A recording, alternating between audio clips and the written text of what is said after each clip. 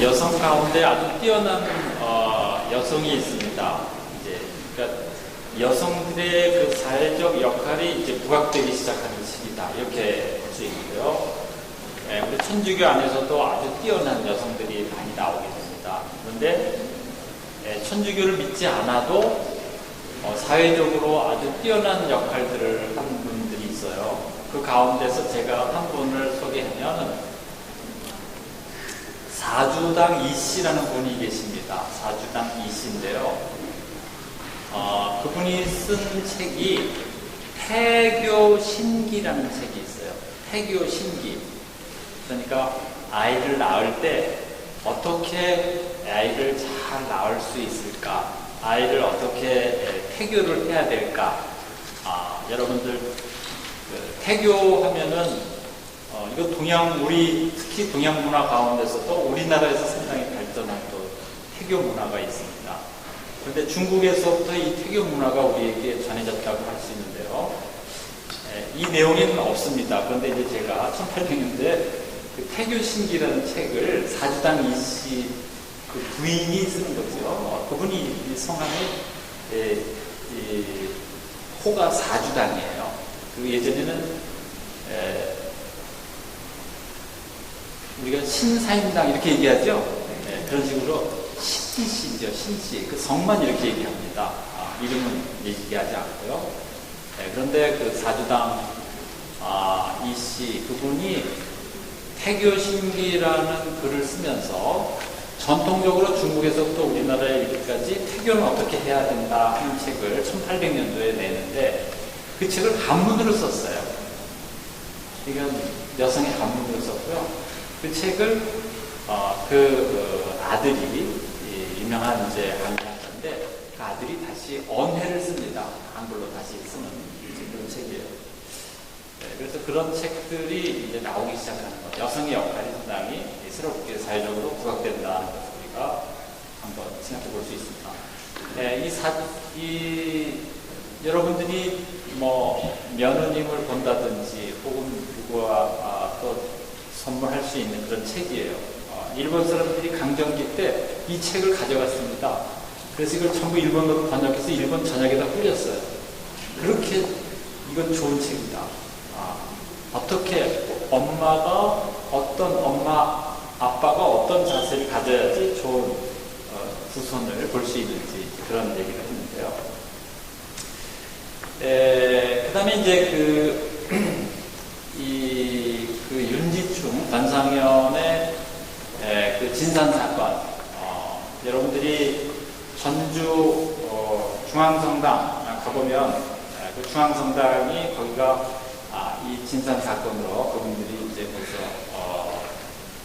아마 형을 받고 돌아가시게 되는 장소라고 제가 알고 있는데 이 상당히 하나의 큰 변혁을 일으키는 그런 시기였습니다. 그런데 한편으로는 그 주문보 신부님이 계실 때서부터 우리 카톨릭에는 제가 여기는 참 6쪽 정도 됩니다.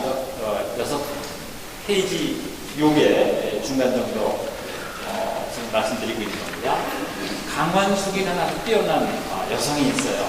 그래서 이분이 그 명도회 앞에서 제가 중인이 상당히 중요하다고 그랬죠? 그래서 김보모 같은 분들이 이 명동, 지금 우리 명동 성당 자리가 바로 김보모 중인들이 가지고 있고 활동하던 그런 지역입니다. 그래서 나중에 거기에 성전을 세우게 되는 것이죠. 그런데 그분들이 거기서 명도회를 중심으로 교회 활동을 했다고 할 수 있어요. 그래서 점차 이 종교가 이제 확산이 되면서 많은 분들이 여기에 참여하게 되는데요. 특히 여성들은 이런 모반하는 행위, 영모죄에 잘 걸려들지 않아요. 그러니까 여성은 대부분 다 그런 어떤 산문난적이다 하더라도 그 여성들에게는 그 죄를 묻지 않는다는 것이죠. 그래서 이제 그 여성들은 그 후손들을 키울 수 있었습니다. 그런데 우리 천주교 신자들은 그것을 어떻게 보면 역으로 이용을 했어요. 그러니까 용감하게 천주교를 막 전파한 겁니다. 우리는 끌려 들어갈 그럴 우려가 별로 없다. 이렇게 이제, 그래도 이제 그분들이 나중엔 끌려 들어가서 이제 치명당하는데, 초기에는 이제 이러한 자세로 아주 의연하게 하나님의 진리를 전했다 할 수 있고요. 그리고 제가 실적에도 위에 좀 인용했지만은 사형장에서도 상당히 떳떳하게 의연하게 대처했다는 거예요. 관리에 대해. 그래서 여자들을 함부로 해서는 안 된다. 그리고 관리들한테. 그러니까 관리들이 어떻게 생각했겠어요? 이 사람들 보통 사람도 아니구나. 뭐 잘못했습니다. 뭐 살려주십시오. 그러지 않습니다. 지금도 뭐 형리들이 그러거든요. 가서 당신 부모님께 효도하시오. 친주교를 버리고. 그러면은 그때 우리 신자들은 뭐라고 답하냐면은 친부모를 봉양하기 위해서 내 진부를 그러면은 버려야 되느냐 이렇게 이제 묻습니다. 그 정도로 아주 철두철미한 그런 신앙을 보였어요. 그리고 내가 여기서 옥에서 죽더라도 자네 형제들이 그 신앙을 버리지 않도록 간곡하게 부탁하는 그런 편지들을 남긴 걸 우리가 볼 수 있는데요. 이분들이 그런 신앙의 자세가 아주 그 초기 공동체에서 유연한 자세로 또 이렇게 유지되었다는 것을 알 수 있습니다. 그 다음에 이제 이 공동체 삶 가운데서 동정 생활을 한 부부들이 있죠. 그 부부 아주 특별한 부부입니다. 그래서 수도 생활을 할 수 없기 때문에 부부가 수도자와 같은 동정 생활을 하는 이것은 제가 다른 나라에서는 아직 그런 유래를 찾아보지 못했는데 아마도 있을 수 있는 이제 그러한 어떤 관계지만 우리나라에서 유교적인 사회 안에서 신앙을 지키는 아주 특별한 그러한 경우라고 생각됩니다. 그래서 이분들이 추구했던 것은 신앙 안에서 한 형제가 되고 어떤 천상의 삶을 이들이 체험하는 그런 신앙생활이 아니었는가 이런 생각을 해보았습니다. 그리고 이제 저는 몇 가지 이것을 저는 근대의식이라고 얘기하는데요. 1800년대 전후로 해서 우리나라에 새로운 근대의식이라는 게 들어오는데 이 근대성이라는 의미가 상당히 중요하다. 여기에 사회적인 어떤 만남이 이루어졌다는 것이죠. 앞선 시간에도 말씀드렸지만 사회적 계층 간의 아주 자유로운 만남 그리고 그 만남의 주제가 진리라는 것이죠. 우리의 삶을 새롭게 해주는 그런 진리. 그래서 과거의 유교는 상당히 가족 중심입니다.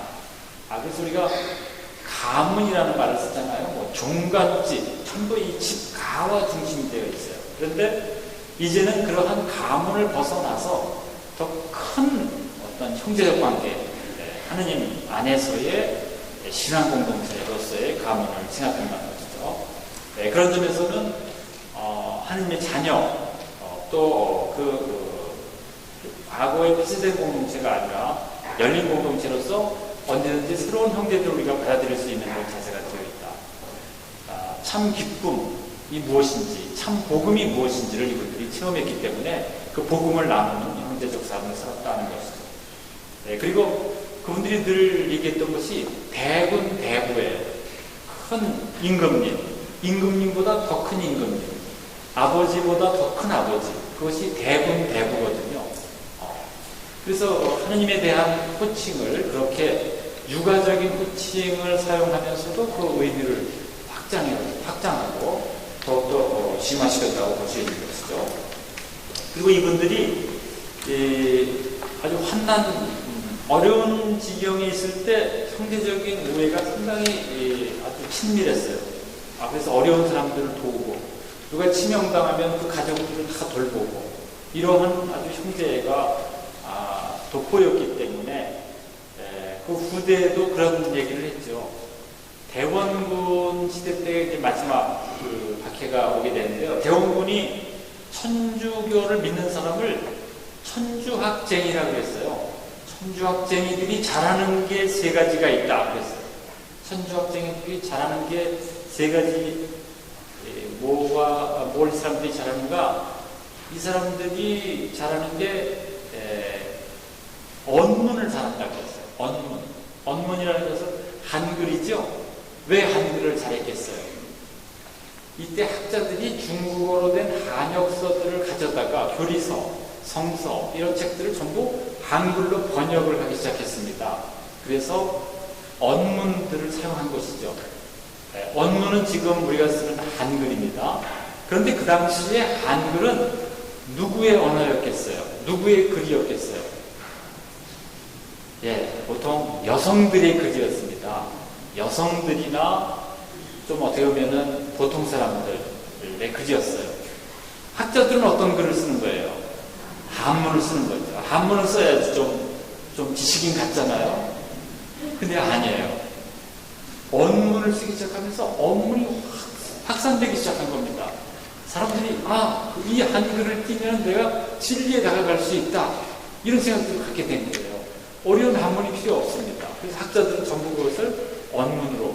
사실은 예전에도 우리가 두 고의 시도 언해가 있거든요. 언문으로도 사서도 언해가 있어요. 논어, 맹자, 대학, 중용 다 언해들이 있습니다. 그것은 보통 사람들을 위해서 그렇게 번역한 거거든요. 그런데 척기가 들어오면서 언해를 상당히 이 사람들 사이에서 확산이 되었고 일상적인 그러한 어떤 교리 언어로서 교리를 이해하는 언어로서 받아들였다는 것이죠. 그 언해 또 하나는 장례를 잘 이렇게 수행하는 거예요. 장례 누가 돌아가셨다 그러면은 장례를 잘 치르는 것이죠. 우리 천주교 신자들은 늘 박해가 계속 한 5차례의 큰 박해가 있었는데요. 그때마다 상당히 많은 희생자들이 있었습니다. 그런데 그 수습을 하는 것이죠. 그런데 그 수습하는 모습이 가장 유교적으로 수습하는 거였어요. 지금도 유학자들, 지금 자기 성균관에 가면은 유학자들이 아직도 이제 옛날의 그 풍속대로 옛날의 의례를 좇아서 지금도 그렇게 여러 가지 공식적인 행사들을 합니다. 근데 그분들이 하는 말씀이 있어요. 유교의 의례는 특히 장례는 천주교에 가면은 그대로 볼 수 있다는 거예요. 그건 왜냐? 천주교가 유교의 장례, 의례 양식을 그대로 잘 유지하고 있기 때문에 우리가 새로 가져온 거 아닙니다. 우리는 본래 유교의 가르침을 그대로 유지하면서 하나님의 가르침을 그 안에 담은 거예요. 그렇죠? 예를 들면 유교가 그릇이라면 그 유교 그릇 안에 하나님의 가르침을 담은 거죠. 그래서 다음 시간에 제가 말씀드리려는 게 유교적 그리스도교라는 말씀을 드리려고 하는 것입니다. 그래서 그러한 그 유교가 우리하고 이제 유교를 버리고 그리스도교를 받아들이는 것이 아니라 유교의 의례들이 더욱더 그리스도교 안에서 살아났다는 겁니다. 그래서 제사를 지낼 때도 제사의 본질이 무엇인지를 알고 지낼 수 있게 되었다는 것이죠.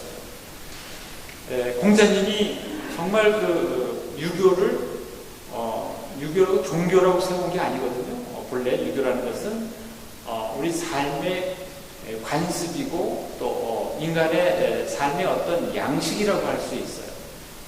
그런데 이제 나중에 종교적인 관점까지 더욱더 발전해 나갔다 이렇게 볼 수 있는 것이죠.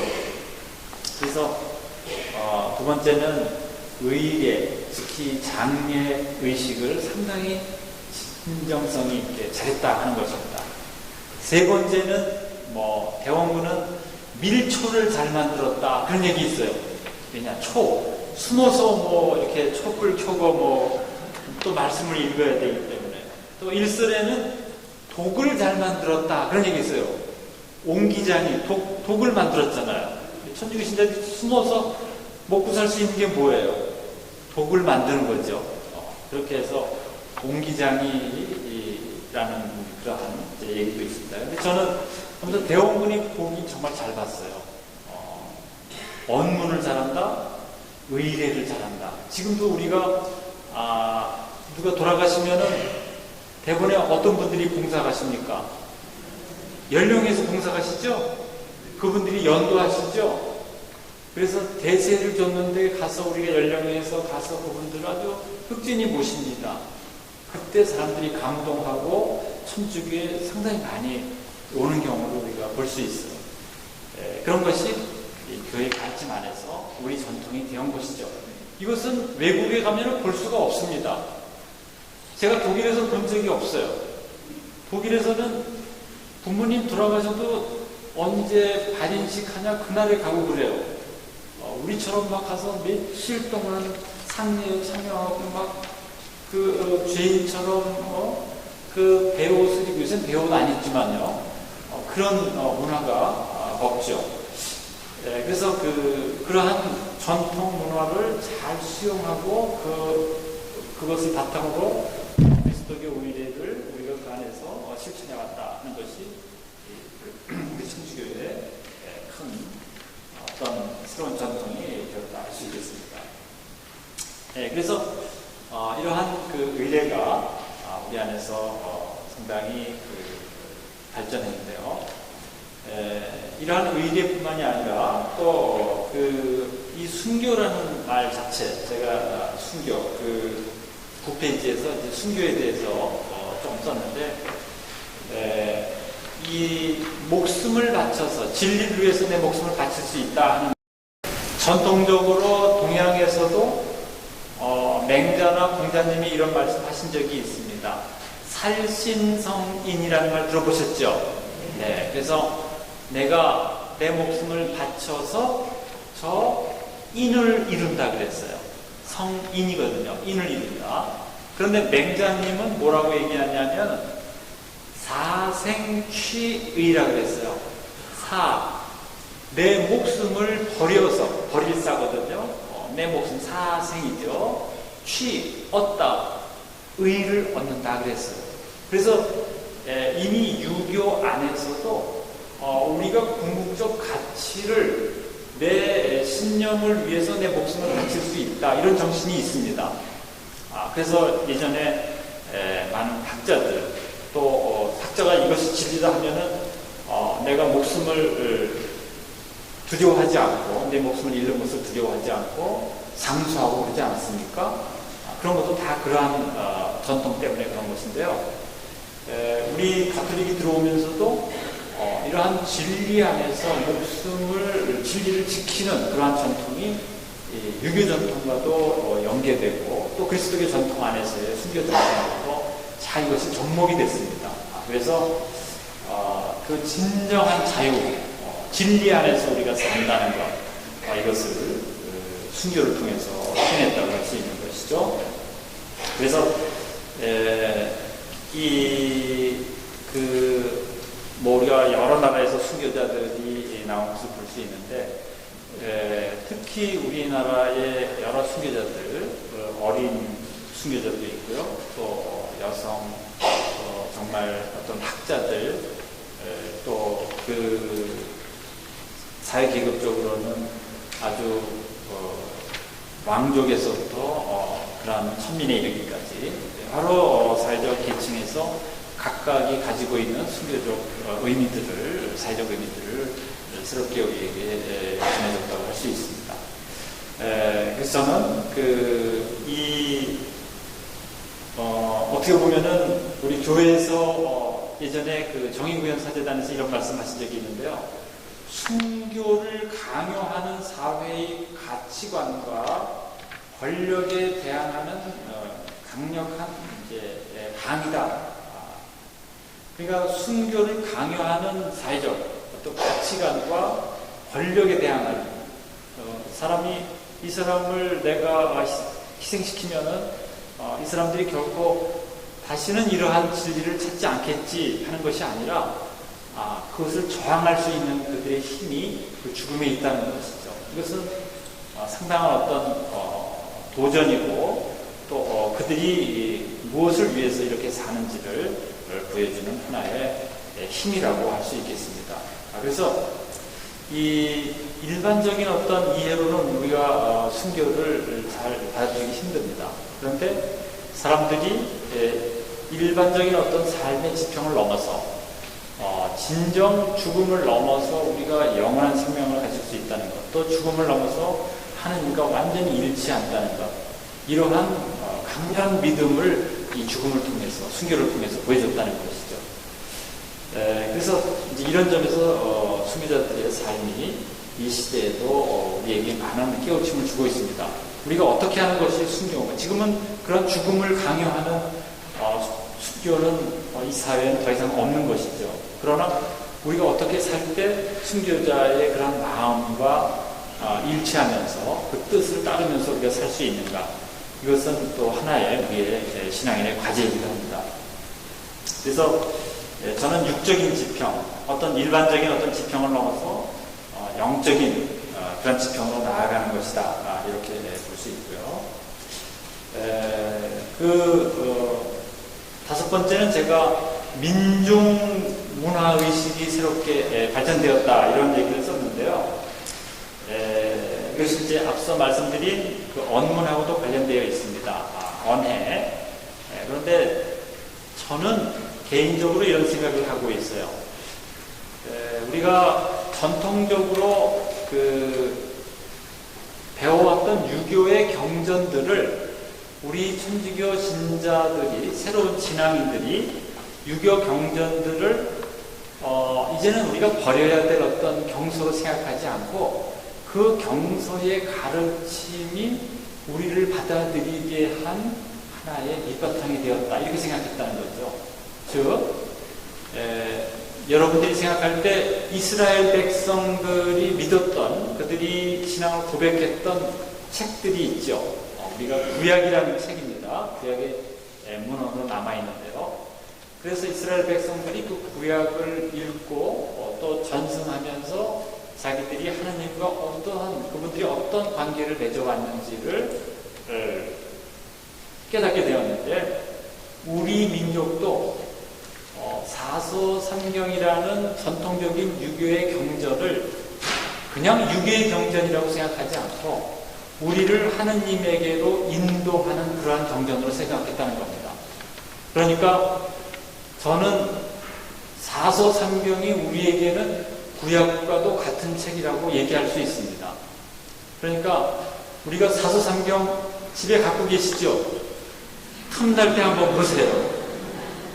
아니, 구약이라는 게 이스라엘 백성의 역사잖아요. 그렇죠?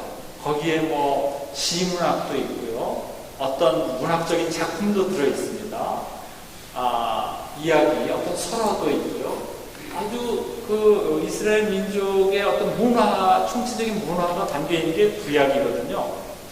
그런데 신약은 이제 그리스도인의 신앙 고백이라면 우리는 다양한 그리스도교를 받아들이면서 우리는 그냥 갑자기 우리 문화 전통을 버리고 새로운 문화를 받아들였다. 이렇게 생각할 것이 아니라 우리의 전통적인 문화 안에서 하느님이 우리를 그리스도의 가르침을 받아들이도록 인도해 주셨다. 이렇게 생각해 볼 수 있다는 것이죠. 그런 점에서 제가 앞에서 중용이라는 책이 상당히 중요하다. 이렇게 말씀드렸었습니다. 그래서 저는 이 유교 경전이 단순히 정치적인 이념만을 제시해 준 것이 아니라 신앙적으로 우리를 변화시키고 우리가 신앙 안에 귀하도록 우리를 도왔다는 것입니다. 하나의 예를 들면요. 제가 여기에는 쓰지 않았는데 남인이라고 그랬죠? 남인의 퇴계 선생님, 화가 남인이라고 그랬죠? 네, 오늘 이것만 기억하시면 됩니다. 그런데 그분들이 남인 퇴계 선생님이 굉장히 애독하던 책이 하나 있어요. 그 책이 뭐냐 하면은 심경이라는 책입니다. 심경. 원래 심경이라는 책은 없었는데요. 사서삼경에 나오는 많은 심에 대한, 마음에 대한 글들을 전부 모아놓은 게 심경이에요. 그런데 그 심경이 왜냐하면 마음에 대한 것, 마음에 대한 것은 여러분들이 생각할 때 이게 마음 심자잖아요. 네. 이렇게 얘기하면 이것도 여기에 마음이 들어가 있죠? 그렇죠? 이렇게 사하면 여기도 마음이 들어가 있죠. 네, 이것이 다 마음과 관련되어 있는 겁니다. 그런데 그 마음에 대한 글들을 사서 성경에 있는 걸 다 모았어요. 그래서 만든 책이 신경인데, 그 신경, 아무튼 이제 제가 주의 선생이 그 정리는 지금 정확히, 죄송합니다. 주의가 아니고, 저자 생각이 안 나는데, 그 신경의 주석서를 우리 특혜 선생님이 상당히 중요하게 여겼어요. 신경도주라는 책인데요. 그 책을 아주 귀하게 여겼습니다. 그리고 제자들에게 그 책을 꼭 읽도록 했어요. 그러니까 전체 이 유학의 가장 중요한 핵은 우리 마음과 관련되어 있다는 것이죠. 그런데 그 신경에 대한 해설을 상당히 중요하고 제자들도 새롭게 그 주석서들을 쓰기 시작했어요. 그런데 이 주석서들이 나중에 남인 천주교를 받아들이는 친성파, 소위 남인 학자들에게서 예술의 신부님들이 그리스도교의 영혼론을 받아들이는 그런 바탕이 됩니다. 그 책이 영혼여정이라는 책이 있습니다. 여러분 혹시 읽어보셨는지 모르는데요. 영혼여정이라는 책을 받아들이는 바탕이 돼요. 그것은 상당히 신비롭지 않겠습니까? 영혼여정은 바로 그 영혼론에 대한 이야기거든요. 영혼론에 대한 이야기인데, 그냥 최계 선생님이 신앙과는 관련이 없지만, 그 유학 안에서의 핵심을 심의 문제로 보았고, 특히 중국에서는 그 책이 그렇게 중요하게 여겨지지 않았는데, 우리나라에서 상당히 중요하게 여겨지고, 그것을 통해서 그리스도교의 특히 그 스콜라츠가 또 그리스도교의 아주 영혼에 대한 가르침들을 수용하는 책으로서 작용하게 되었다는 것이죠. 저는 이것이 아주 저 개인적으로는 상당히 신비로운 어떤 하나의 경우라고 볼 수 있는데, 그래서 그 결국은 이 심과 관련된 이런 문제들이 경전 안에서, 유교 경전 안에서 상당히 중요하게 언급되었고, 이것을 특히 우리나라의 천주교 신자들이 상당히 관심 있게 읽었다는 것입니다. 여러분들이 혹시 다산의 어떤 책을 읽어보시지는 못했을 텐데, 다산 선생님도 이 심경에 대해서 주석서를 한 권 쓰셨어요. 그 책이 심경밀험이라는 책을 썼어요. 아주 신비로운 체험이죠. 심경을 통해서 신비로운 체험을 하게 되었다. 인간의 마음 안에. 그것은 뭐냐?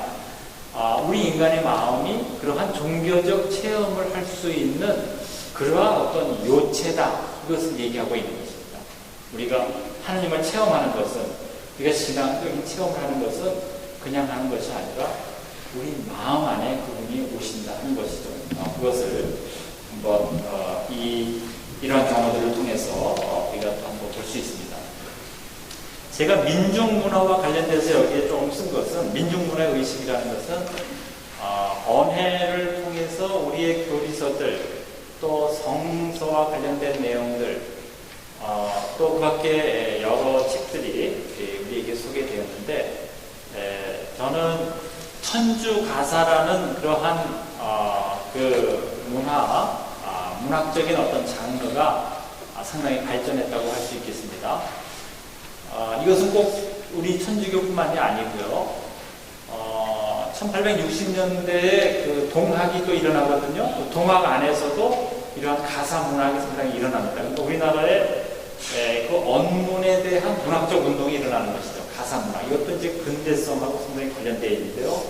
우리 언어에 대한 문학적인 확산이라고 볼 수 있어요. 그런데 이것이 종교적인 텍스트를 담아낸 가사 문학이죠. 우리 또 학교 다닐 때 뭐 정철의 송강가사, 그래서 가사라는 걸 많이 배웠잖아요. 근데 천주 가사가 이제 등장하기 시작한 것입니다. 그래서 우리도 천주 공경가 여러분들 다 부르실 줄 아시죠? 네. 그런 천주 공경가라는 이벽 선생님이 써본 그 가사가 있어요. 그래서 성가의 그 노래로 이렇게 우리 노랫가락으로 이렇게 붙여놓은 가사가 있는데, 이러한 것도 이제 박해 말기에 많은 사람들에게 확산되면서 쉽게 그리스도교의 교리를 쉽게 전하는 하나의 방식이 되었다, 이렇게 볼 수 있겠습니다. 이제 그런 점에서 저는 이 근대성의 문제가 우리가 뭐 근대화다 이렇게 얘기하잖아요. 그 근대성의 문제가 단순히 어떤 경제적인 발전이라든지 어떤 신분의 새로운 변화뿐만이 아니라 종교적으로 우리가 그 안으로 들어가게 되면은 종교적으로 특히 그리스도교와 관련지어서 좀 늦게는 동학도 나타나고 근대의 그 민족 종교들이 여러 개 나타나지만 특히 이 그리스도교와 관련지어서 상당히 아주 여러 면모에서 발전의 양상들을 우리에게 보여줬다는 것이죠. 그래서 제가 그런 신문과 관련된 혹은 민중문화와 관련된 또 유교에 대한 새로운 이해들, 이러한 내용들을 우리가 한번 살펴볼 수 있는 그런 시기였다, 이렇게 말씀드릴 수 있겠습니다. 제가 그 뒤에 나와 있는 이제 그 중용과 비음의 영성, 이것은 본래는 제가 앞뒤 시간으로 나눠서 이것을 말씀드리려고 했는데 다음 시간에 이 내용을 연관시켜서 제가 말씀드리도록 하겠습니다. 그러니까 오늘 교재는 다음 시간에 꼭 지참하셨으면 좋겠어요. 제가 왜냐하면 중용에 대해서 말씀드리려고 하기 때문에요. 그래서 중용이라는 책이 왜 중요한가? 그분들이, 우리 학자들이 그리스도교를 받아들이는데 가장 밑바탕이 된 책이 중용이라는 책입니다. 중용은 사서에 속합니다. 여러분들 사서 아시죠? 대학, 논어, 맹자, 중용이에요. 그래서 이걸 사서라고 그래요. 사서. 왜냐하면 이제 이거 좀 아셔야 됩니다. 우리의 구약 성경과 같기 때문에. 그래서 이제 대학, 논어, 맹자, 중용이에요. 근데 왜 중용이 맨 뒤에 있을까요? 저도 잘 몰라요. 어렵기 때문에 맨 뒤에 있는 것 같아요. 오경이 있습니다. 시경, 서경, 예기, 시서, 역경, 예기, 춘추, 오경이라고 그래요. 시경, 서경, 역경, 예기, 춘추인데요. 이 오경 가운데서 제일 어려운 책이 무슨 책일까요? 춘추 아닙니다. 여긴 제가 세 번째, 시서, 역경, 점치는 책 있죠? 점치는 책입니다. 이 점치는 책이 그냥 점치는 책 아닙니다. 이 점을 친다는 것은 내가 지금 어떤 정황에 놓여 있는지를 하느님에게 물어보는 거예요. 본래 그게 역경이에요. 그래서 이 역경이 제일 어려운 책입니다. 요새 인터넷에 역경에 대한 소개가 굉장히 많다고 얘기하는데요. 그렇다고 좀 다릅니다. 그래서 다음 시간에는 제가 이 중용과 오경에 대한 관계, 그리고 왜 유교적인 그리스도교인가? 우리는 본래 뭐라고 그러죠? 로만 캐톨릭이라고 그러죠? 왜 로만 캐톨릭이냐면 로마적인 그리스도교예요. 로마적인 그리스도교에서 우리가 그 교회가 그리스도교에 전래되었기 때문에. 그런데 로마적인 그리스도교를 우리가 어떤 그릇으로 받은 거예요? 유교의 그릇으로 받은 겁니다. 그래서 우리는 그 앞에다가 유교라는 말을 하나 더 붙여야 돼요. 왜냐? 우리들이 다 유교잖아요. 그렇죠? 우리 뼛속 깊이 유교의 전통이 우리에게 다 남아 있습니다. 지금도 부모님이나 어른을 뵈면 여러분이 어떻습니까? 다시 유교적으로 돌아가죠? 네. 이것은 우리가 바꿀 수가 없는 거예요. 그래서 오늘은 그 앞에 어떤 역사적인 측면을 우리가 좀 돌아봤다면 다음 시간에는 정말 그 중용이라는 책이 왜 그리스도교를 받아들일 수 있는 그런 콘텐츠, 그런 내용을 담고 있는지 그걸 제가 말씀드리겠습니다. 그래서 중용과 그 다음에 우리 중요한 우리나라에서 번역된 교리서들이 몇 권이 있습니다. 그 교리서들의 내용을 여러분들에게 소개해 드리도록 하겠습니다. 네, 오늘 여기서 마치도록 하겠습니다.